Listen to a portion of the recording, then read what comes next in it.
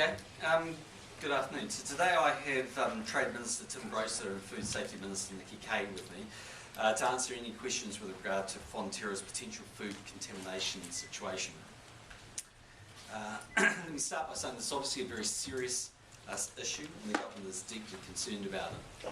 In addition to a number of briefings, meetings and teleconference calls over the weekend, Cabinet had a lengthy discussion on the issue today, and I also received a further briefing from officials less than 2 hours ago about the latest developments. This afternoon we've also sent Economic Development Minister Stephen Joyce to Auckland to have another meeting with senior Fonterra management to again reinforce the need for the company to fully and quickly provide all of the information needed by regulators and by consumers both here and overseas. Our main priority at this point is public safety. As I said earlier, today is not the day for recrimination.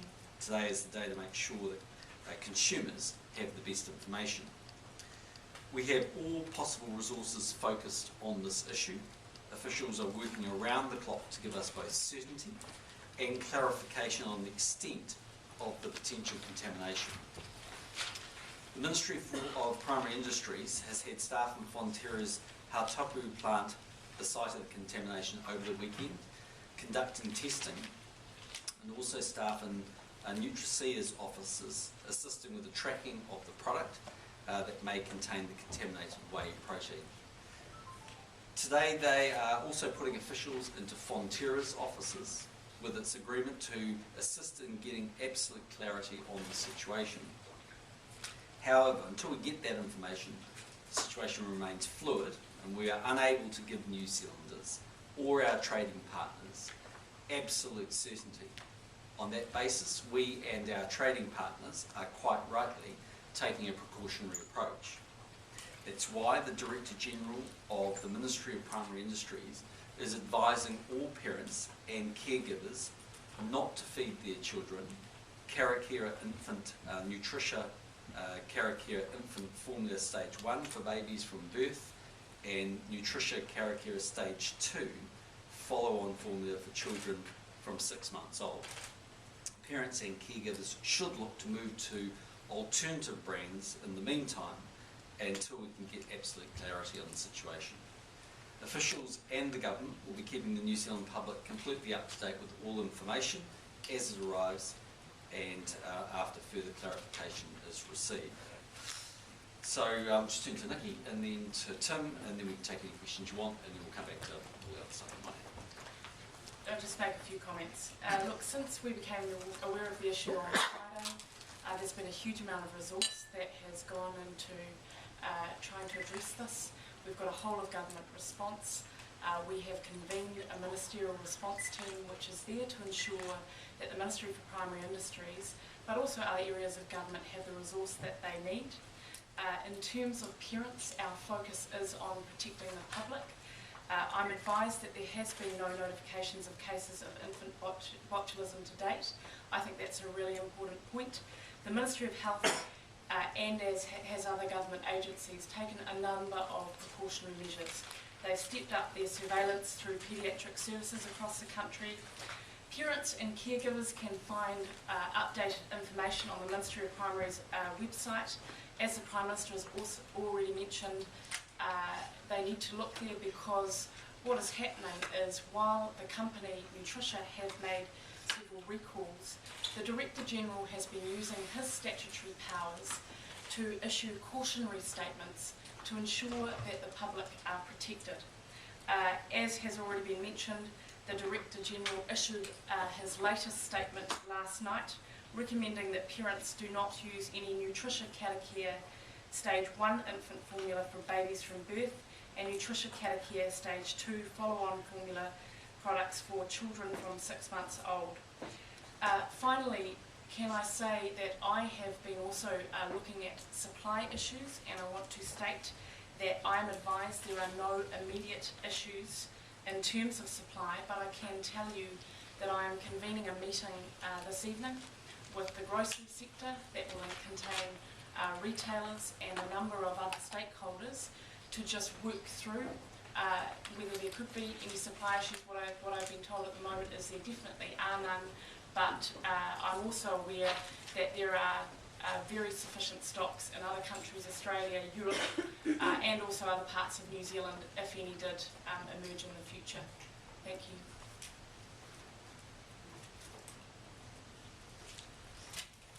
Well, thank you very much. With respect to the international dimensions of it, look, we're taking the same extreme precautionary approach internationally as the Prime Minister and Nikki have just outlined with respect to the domestic market.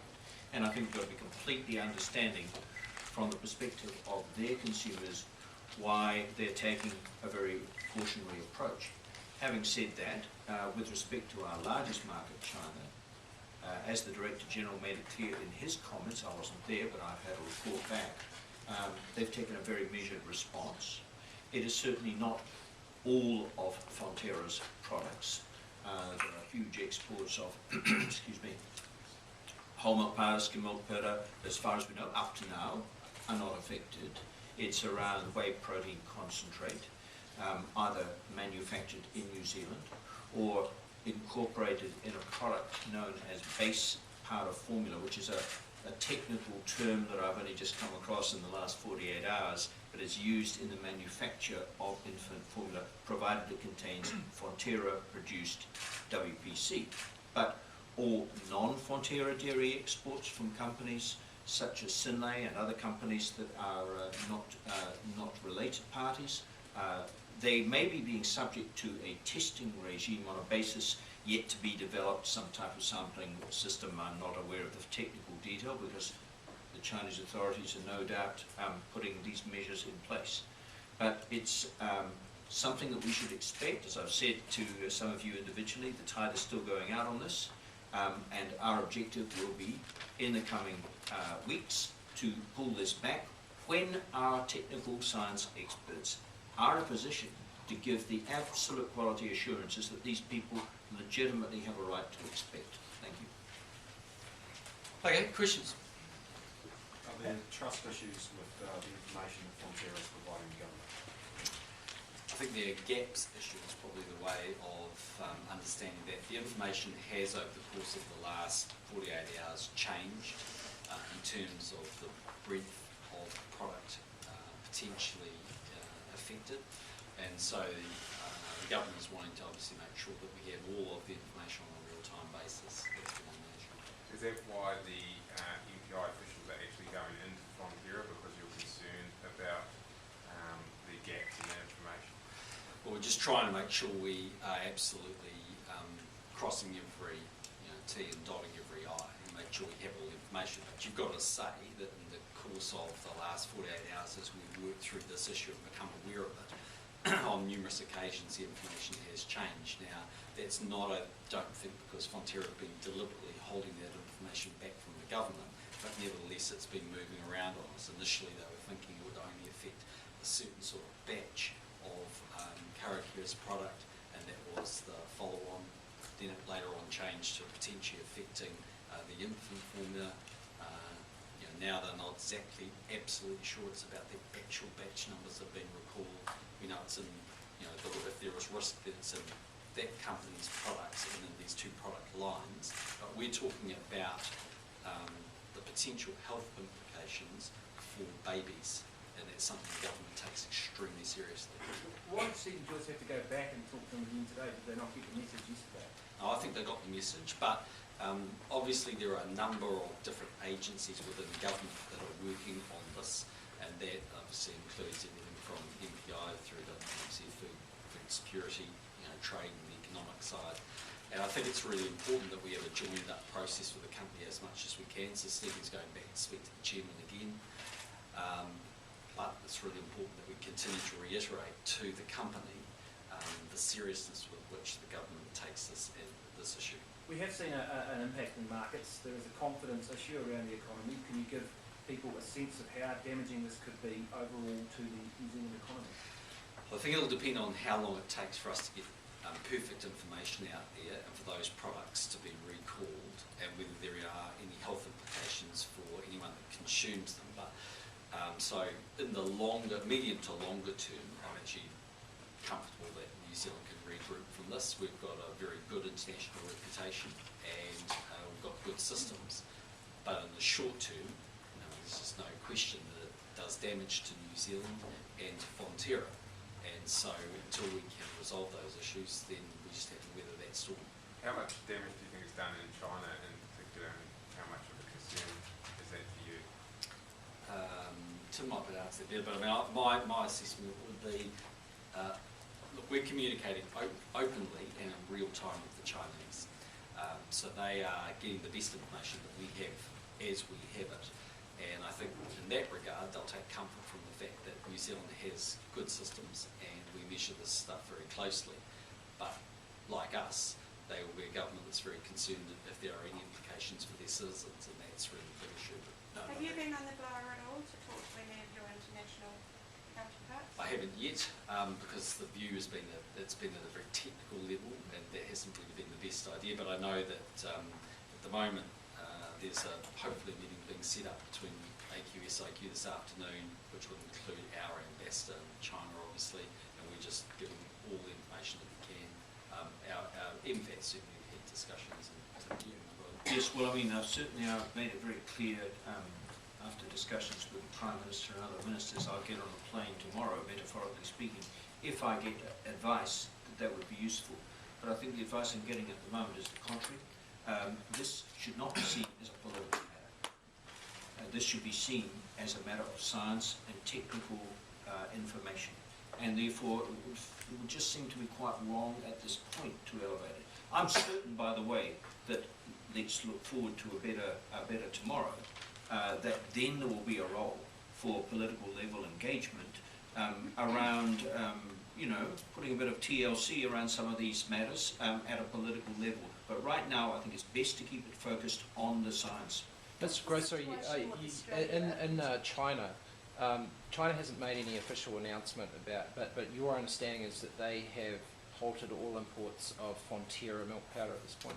My understanding is they have made official announcements, and that's being translated now into English so that we can understand exactly what their requirements are. And they have halted certain Fonterra manufactured products and products out of Australia and New Zealand containing certain Fonterra-based products. So I think they have made a statement, and we're now seeking exact clarification of the coverage of that. How much does that trade represent on a daily basis? I haven't been given that advice. I'm seeking it right now.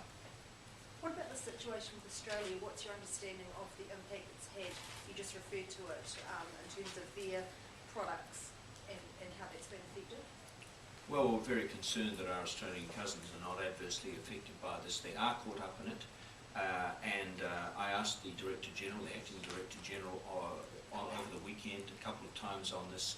He's been in contact with his Australian opposite numbers, and there's a very good exchange of information.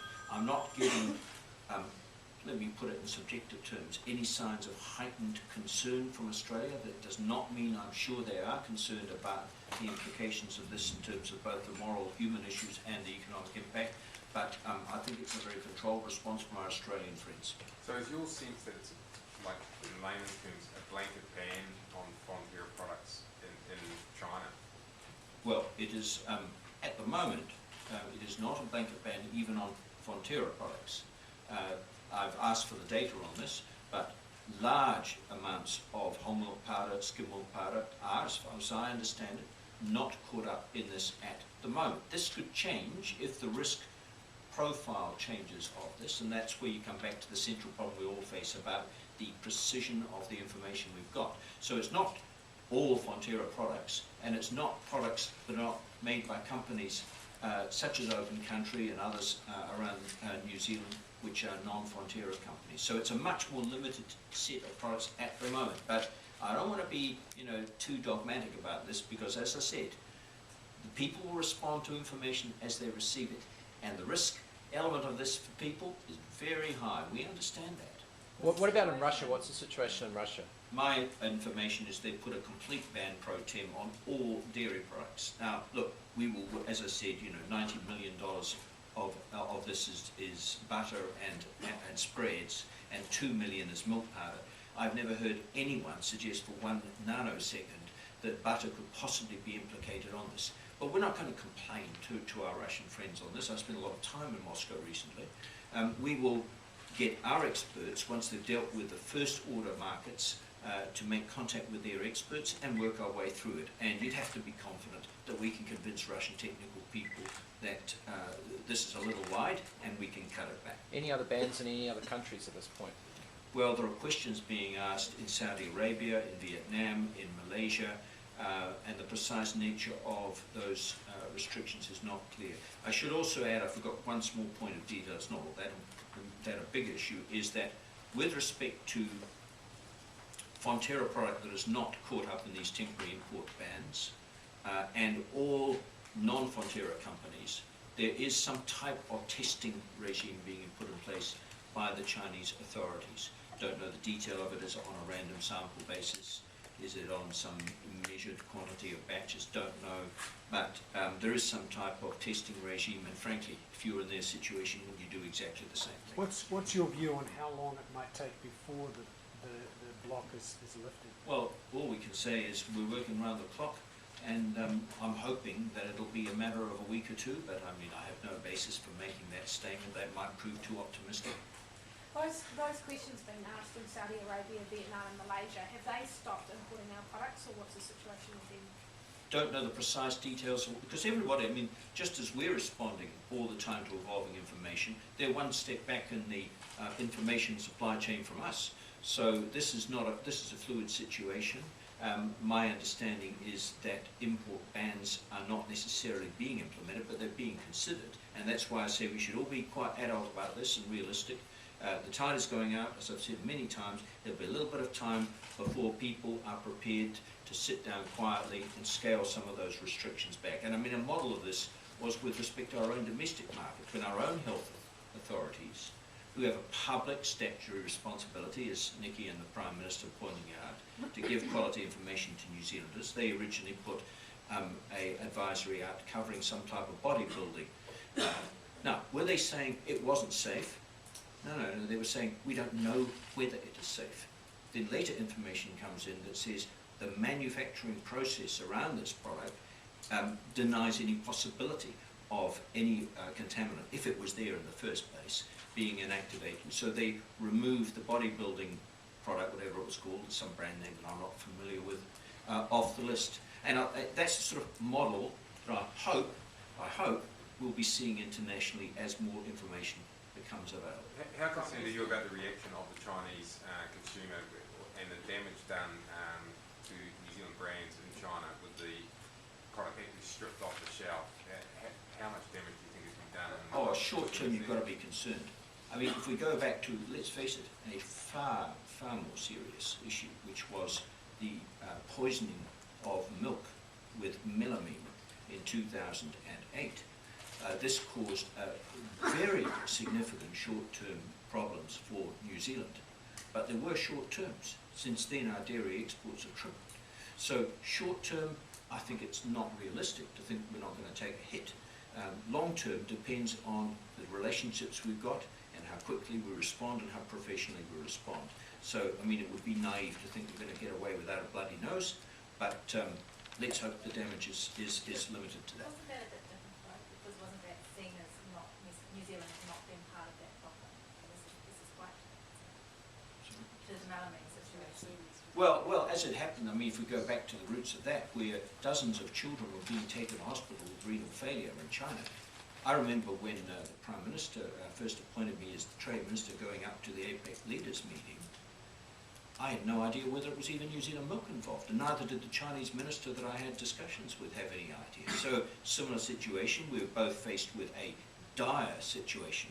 None of us have got advice that's clear on what is going on, but unlike this situation, where, thank God, we've heard so far no reports of infants or anyone suffering any consequence. In that situation, we were seeing babies being taken to hospital, some of them died. So, you know, it's always like this in a situation like this. You deal with information the best you have. The analysts afterwards, of course, with perfect 20/20 hindsight, will tell us all what we should be doing right now, and that's fair, that'll be part of the deal. But that's the sort of situation we're faced. But, you know, we recovered from that spectacularly well in the China market. Since 2008, our exports have tripled. So we have to have some confidence that we are a sophisticated, small country. We will manage this well. Do you have I any think concerns? there is quite a big difference. I would just make a point on the previous situation with Sandler. I mean, that was a situation where there was illegal activity and where people were attempting to falsify the integrity of milk by adding melamine.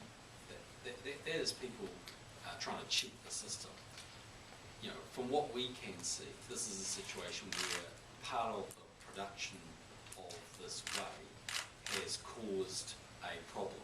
Now, lots of companies around the world have a problem from time to time in their manufacturing process. The issue for New Zealand and the speed with which we recover in the international market will depend on a number of factors. A, how upfront with people we are. B, what assurances we can give them that this won't be repeated again. And C, what confidence they have that the company has either learned from this or this was a one-off thing beyond their control. All of that information will come to the public domain in the fullness of time. There's quite a bit of difference between illegal activity and a processing operation going awry. When the dust settles, what sort of inquiry is needed here? Does it need to be a broader inquiry which looks at the vulnerability of New Zealand's exports, given that we're so reliant on dairy and that one dirty pipe will get us in this situation? Will there be a full, big inquiry? Yeah, I think there will be a couple of inquiries actually. The first one is Fonterra itself, because it will need to answer some questions which we can't detail for you today, but they'll be around the length of time it took for all of us to know. It will be about the processes it went through from when it first identified that there could be an issue to one that was brought into the public domain, and to the general approach to these issues. So that's one set of things. The second will be, I think, at least an opportunity for us to reflect on how the systems have worked. My top line assessment actually is that the bureaucracy side of this issue has performed extremely well over the last 48 hours. There's been round-the-clock attention. The Director General's had the authority to make the calls he's needed to make, and we've been fairly joined up as a system. But let's see how this plays out. Prime Minister, as the Chinese largest market and the Chinese consumers are fully trust of the New Zealand dairy products and the government's food security monitoring system. So regarding the Fonterra situation, what's your message to the Chinese consumers? Well, I think we've had a long history of proving we produce products which are safe and for which consumers can have a high degree of confidence. And I actually don't think anything has changed here, except to say that for whatever reasons that we can't currently identify, the problem has emerged, and we have to take the ultimate precautionary steps to ensure that nobody is harmed as a result of that. But I don't think we should dismiss 100 years of exporting and a very long history in food production, very high safety standards, and be prepared to accept that we're not at those standards simply because there's been one problem. We need to get an answer why the problem is caused, but overall I think manufacturers in New Zealand and Fonterra have got very high safety standards. How would you rate Fonterra's performance so far in this whole thing?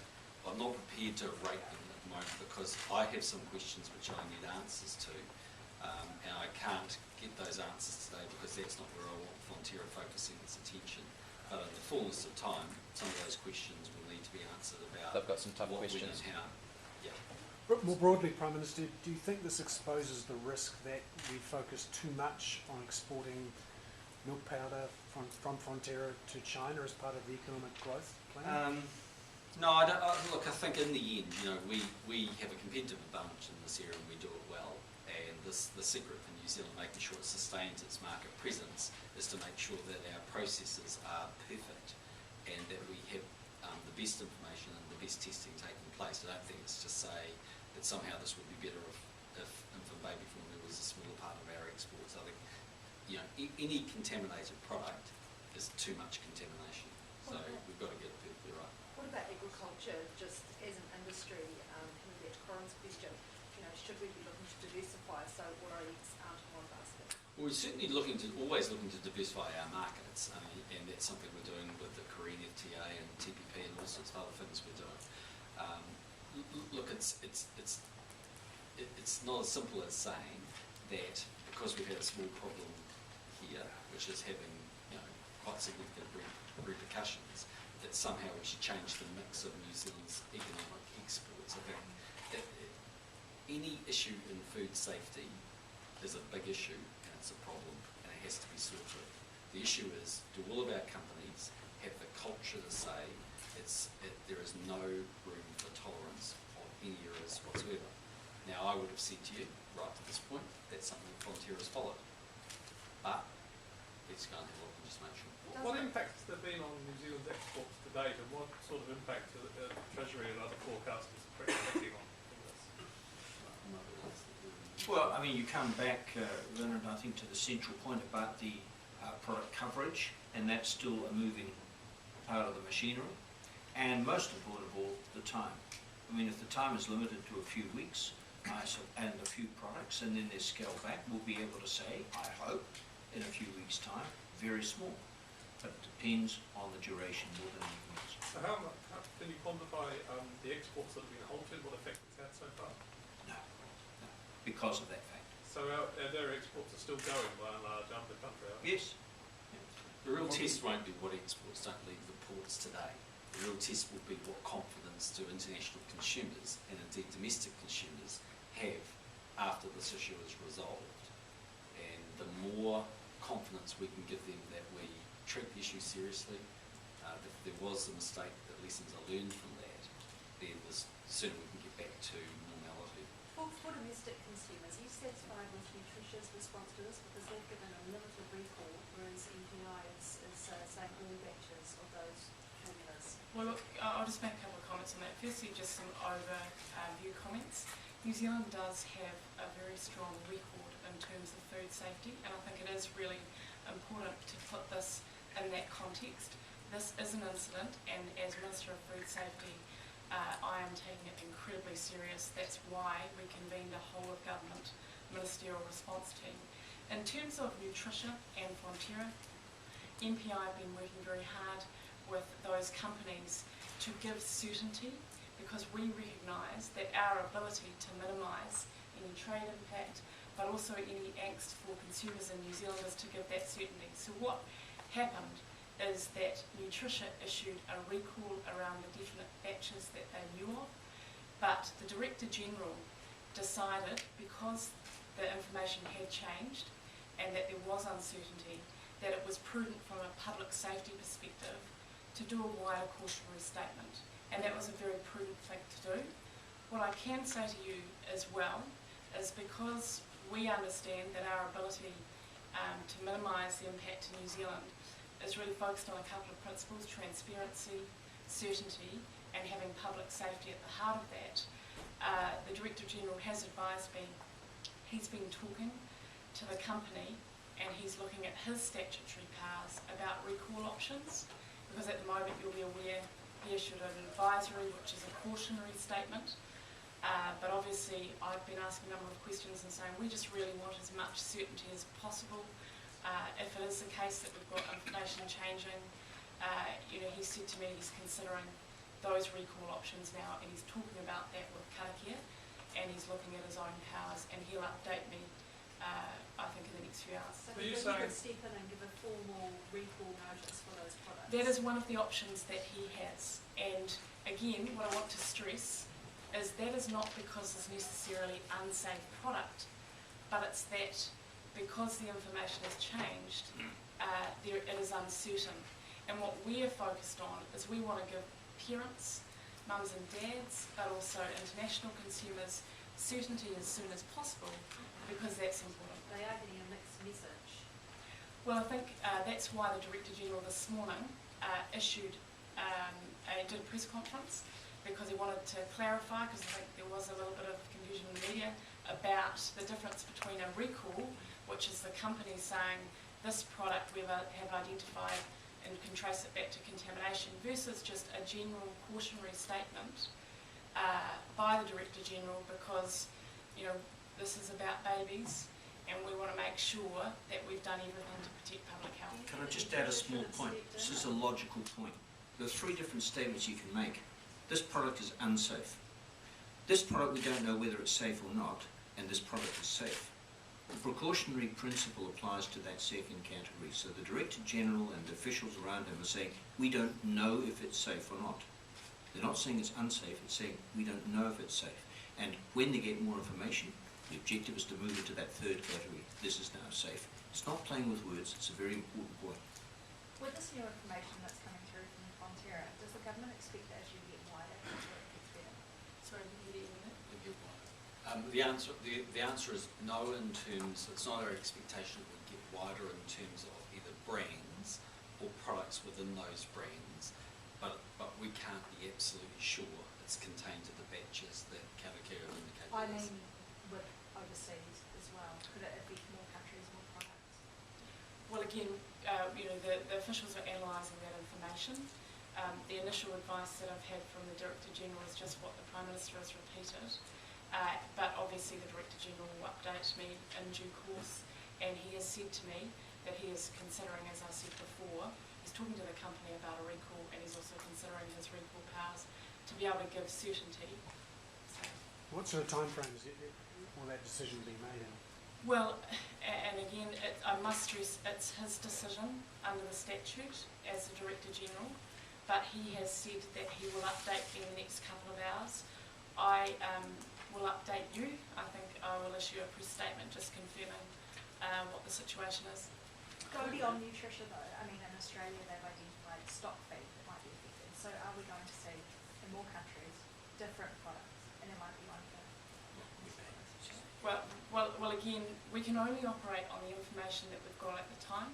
It has been frustrating that we did get a new piece of information, but we will update you if the situation changes. At the moment, we've given you the best information that we can in terms of what we've got.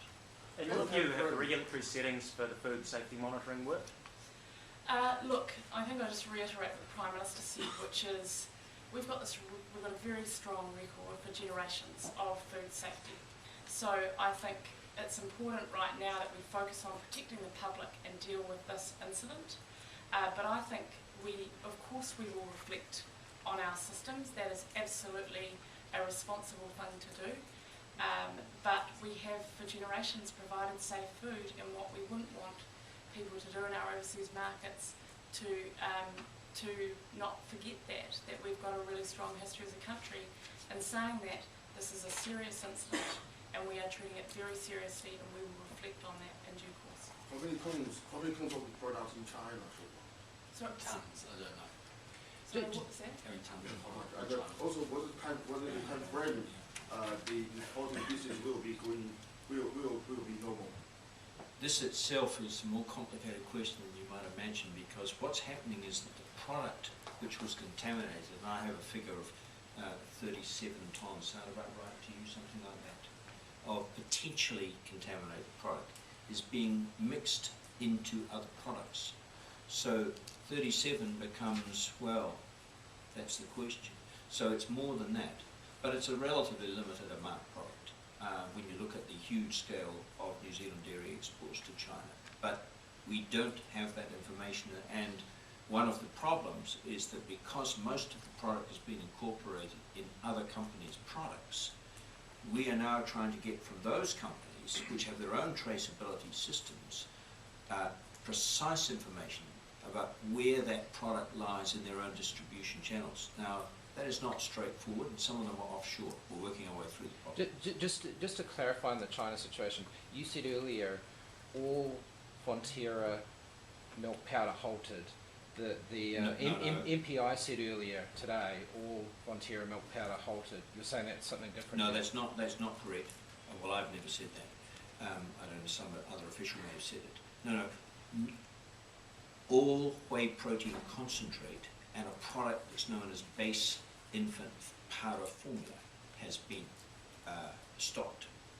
The Fonterra's exports of whole milk powder and skim milk powder, which are huge, I don't have the figure with me at the moment, they're still proceeding. So the Chinese have taken a very measured approach.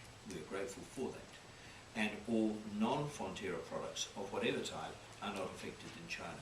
So it's not a ban on all Fonterra's milk powders all Fonterra's dairy products, and it's not a ban on all New Zealand dairy products. It's much more targeted than that. The only reason I hesitate on this is one never knows what new information is going to come out of the system, and it would be entirely reasonable for Chinese authorities to react to new information. So that's my understanding at the moment. Prime Minister, have you had a chance to talk to T.S. Spearings or John Wilson? Oh, he sent me a text on Friday night. I haven't actually spoken to him yet. I know he's in China. We may do, but at this stage we're directing. These guys have. We're directing really through the chair. Is DPMC leading the coordinated whole of government approach, or who's the lead agency? Ministry for Primary Industries, Yeah, but DPMC are part of that team, along with MFAT and Ministry of Health. And just in terms of the structure, so they have it's called an RSL, that's the response team. They've got some quite clear protocols in place, and that was triggered. But what I did was convene a ministerial team so that we could consider any other issues, resourcing issues, any other issues that come to hand to make sure there's a whole of government response. At some point there'll be a lead minister, but at the moment there's a number of agencies involved and we just can't narrow it down to one. Okay, we'll just move on to the other stuff briefly. So later this week I'll welcome PNG's Prime Minister Peter O'Neill, who will be making a special bilateral visit to New Zealand. Papua New Guinea is our largest Pacific neighbour and an important partner in the Pacific and Asia Pacific region. It's also a country with growing regional influence, and it's fair to say both our countries are demonstrating a real willingness to deepen and strengthen our bilateral relationship. Two-aid trade between New Zealand and PNG is currently around $255 million a year, but there's significant opportunities of New Zealand businesses in PNG, and those chances will be assisted by a double tax agreement now in the final stages of ratification.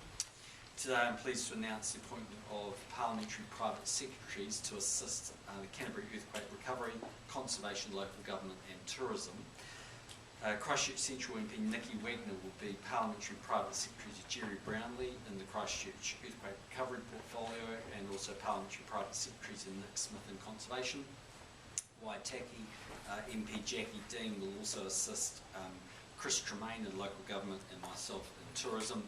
Parliamentary private secretaries are important positions that ensure a strong link between the Minister and the caucus and give backbench MPs valuable experience they don't need to the executive, as I'm sure you're aware overall. In terms of activities this week, tomorrow I'm in Wellington with the usual caucus and House activities. On Wednesday I'll be in the House question time, along with hosting a bilateral meeting and joint press conference with Peter O'Neill.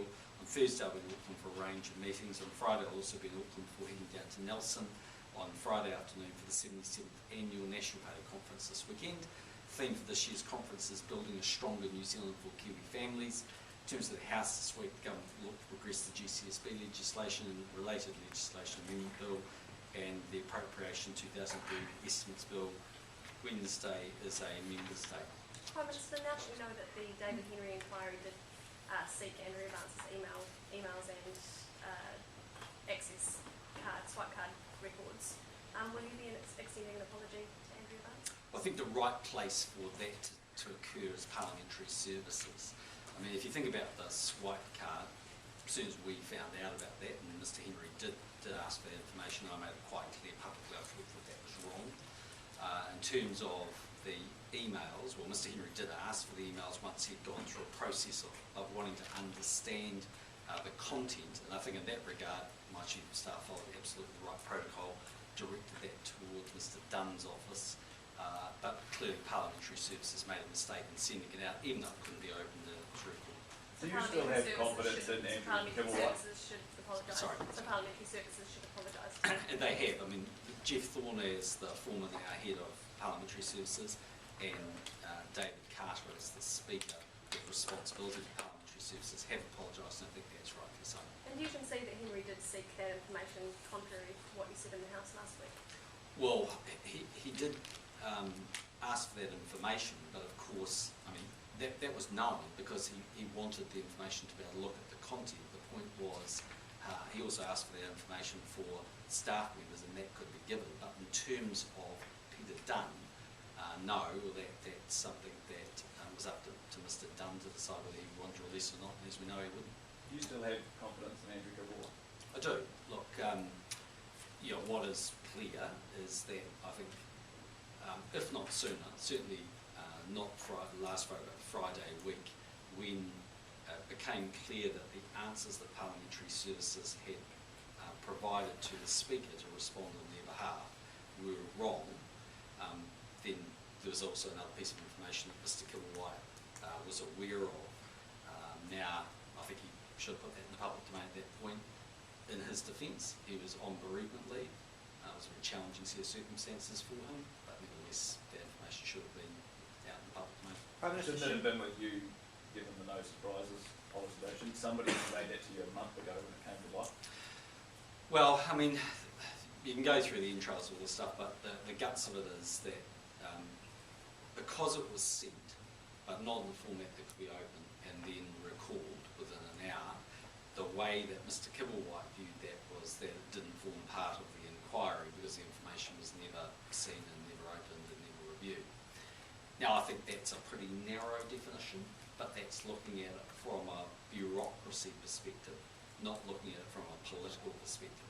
But in defence of Mr Kibblewhite, he runs the bureaucracy. He's not a politician, he's not part of a political office. So yes, we might all view that in a different way, but he didn't see it from a political Has he apologised to you or offered his resignation? Yes, but I certainly wouldn't accept his resignation. As I said, there are extenuating circumstances of why it wasn't, that information wasn't made available Friday a week ago. As I said, he was on bereavement leave. Sorry, so he's apologised and offered his resignation? Or? Well, he certainly would have offered his resignation if I wanted it, and I've made it quite clear to him I didn't want it. I made it quite clear that it would have been better if I'd known that information in a timely fashion, but I wasn't. So he never did? He came up. Sorry. Just to clarify, so he never actually offered it at all? I think he made it pretty clear to me. It was implicit in the conversation he was having with me that if I wanted his resignation, it would have been there, but I just don't think it's very present. Is that offering it? Yes, and same with you. And did he apologise? He has, yes. And do you have to correct any answers in Parliament this week? No. Just on the John Stevenson thing, you posed a hypothetical that maybe his phone records could have get swept up in an investigation on the Taliban. Yeah. Is that your understanding of what actually happened? No, I'm just saying it was a hypothetical example. Right. Prime Minister, on Tuesday you answered a question with that two-line email that blamed the guy from Datacom for, Yep. for. We now know that they've been forwarded by someone in Parliamentary Service as well. I mean, are you sure you're not going to make any corrections this week? No, because they're absolutely correct at the time I answered the question. Were you aware of Andrew Kibble of this other information on Tuesday? No. So you didn't find out of that till Thursday or till Friday? Friday late morning, I found out about the email links or the information being sent containing the emails and then being recalled, and I actually found out about the second person actually following up and sending that information when I read it in the paper. It seems amazing that between Tuesday, when you've answered that question, and Friday, that nobody alerted you to the various other failures or various other, the other parts of this email record which show a completely different picture than the bit that you tabled in the House. No, I don't think they do show a different picture. Well, they do, because they show a great deal more information was provided. They show it was asked for in a sort of messy and complicated way, and that there was a great deal of confusion. And you presented answers in the House on Tuesday, which seemed to imply that this was some sort of small snafu. That's right, and that's the way I would see it. You still see this as a small, unfortunate incident which was nobody's responsibility? No, I haven't said that. I think it's the responsibility of Parliamentary Services, and I think it's quite right that Jeff Thorne's offered his resignation. Sorry, you called this inquiry. It was conducted under your auspices, and for a document which wasn't secret, so it wasn't particularly important. We now see from the email trail that you went to an enormous extent to get information from your ministers. That's actually not correct. I didn't do that. The inquiry went to a great level of depth in getting information from your ministers, which I wonder how happy they were about having their records trawled through in that manner. Well, the records weren't trawled through in that manner. It then resulted. Was. Well, there was 966 pages of double-page information from phone bills from every minister, I understand. But that was all in the public domain. That was part of the terms of reference when the inquiry was established.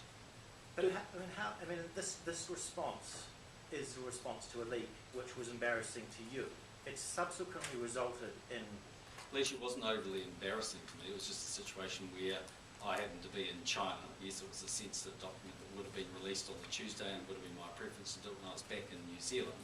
But you've got to remember the main accusations actually came from the media, that we'd leaked it deliberately when we were in China. As we pointed out quite clearly, we weren't responsible. So it's not a very complex story. It doesn't mean how many times just sort of go around in circles on it. I mean, we established the terms of reference. The ministers, I think, and their staff absolutely understood that they needed to comply with that. And if there's an error, which clearly was one, that was on the parliamentary services side that didn't understand the demarcation line between the journalists and inquiry like this ever been conducted in this way before?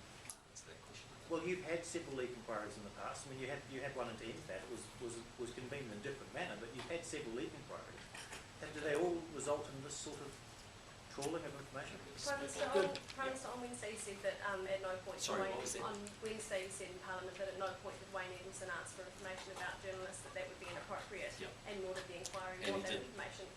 Nor did the inquiry want that information. Is that incorrect now, given that we No, know the inquiry did seek that information? No, I think what's quite clear, well, that's my understanding of the situation, is that there's no question that later on Mr Henry wanted to understand the content of that, but to do that he had to go through Mr Dunn. It's a very different issue. Did Wayne Eagleson know about the fact that the emails had been sent on to the inquiry before you? No, not to the best of my knowledge. They found out on the Thursday night, I think, and I found out on the Friday mid-morning. When do you expect the GCSB bill to be passed? I don't know exactly. I mean, it's possible to be passed this week. We'd have to get through the committee stage on Tuesday and its third reading on Thursday, but it may not make it through that. So you won't It's be 4 vote- parts. You won't vote Members' Day on Wednesday before that, it's No. not to get through on Tuesday? If you're going to be You won't put the House around, into urgency item, or? No, I won't go to you.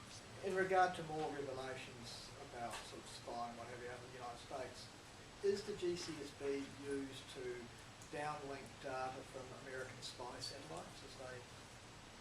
Oh, look, I just can't go into all of those things. I mean, I don't know exactly the reference you're making. All I can say is the GCSB always acts within the law. So, I mean, I'd have to go look at the context that you're talking about. Well, these satellites collect information, but then they have to transmit it back, and they have to transmit it back through transmission agencies, such as Waihopai. I just can't and won't go into all of those details. You need to direct that to GCSB and they'll give you answers if they can. Is there any sense that these spy satellites could also intercept communications in New Zealand? All I can tell you is whatever activities they conduct, they do so lawfully. These are American satellites. Just same answer.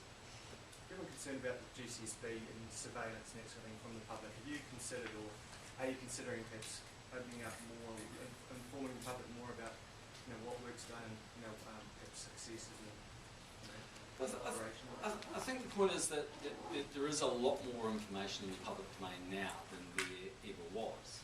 And what's also clear is there's going to be significantly greater oversight and significantly greater transparency as a result of the GCSB legislation. So, in so much that we can communicate, we do. And I think the Kitteridge report, which outlines the number of times assistance has been provided in the last decade by GCSB to other agencies like SIS or Defence, shows New Zealanders it's actually a really narrow group. It was 88 cases. I suppose the argument is, if the police, for example, can emphasise operations without had results, without say, this is a result of our work type thing, without jeopardising their operations, why can't we do the same? Well, I think we have given a sense of those. Did that last week, and ministers did that in the House when we were going through the legislation. And as I said on Breakfast TV this morning, I mean, most New Zealanders would have watched the news on Saturday night and seen that the US had put out a widespread warning about potential Al-Qaeda threats. Well, that sort of information is the sort of information that's gathered by sister agencies from GCSB, one assumes. Can't be absolutely sure. There have been studies in the US that show that Americans are more likely to be killed by their own furniture than by a terrorist threat. I would imagine in New Zealand the rate's even lower. So what evidence can you provide that we have a threat going on that is greater than a sofa? Well, I mean, I have a responsibility as Prime Minister to take national security seriously, even if you don't. And if you can't understand that there are potential risks in New Zealand, you can choose to live in that world. But I don't live in that world. I live in the real world where there are absolutely people that we get warrants on, and those people have either the capability or present a threat. The fact that there is a very low risk of all sorts of activities doesn't stop us doing it. What the GCSB legislation will do is allow us in very, very discrete and minor situations to provide assistance to build up a picture of whether there is a risk to New Zealand. And, you know, go and look what Helen Clark said in the Q&A. Is there a need for GCSB? Yes. Prime Minister, to get back to the Andrew Vance and Peter Dunn matter, the privileges of the House seem to have been walked over in relation to this latest incident. Are you concerned at all about your relationship with the House and relationship with the rule of law? I don't think so. I mean, it's go back to it again. It's a pretty simple exercise. I mean, some terms of inquiry were set up. They were in the public domain. People who were undertaking the inquiry, in my view, fully understood those. There was an error made on a couple of occasions now, clearly, by parliamentary services. There was an error made by the executive in terms of its relationship with parliamentary services.